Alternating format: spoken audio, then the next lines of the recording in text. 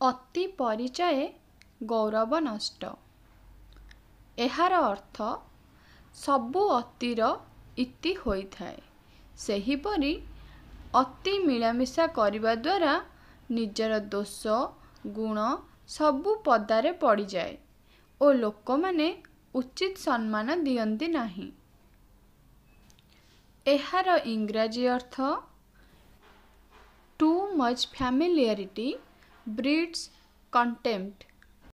Extensive knowledge of or close association with someone or something leads to a loss of respect for them or it.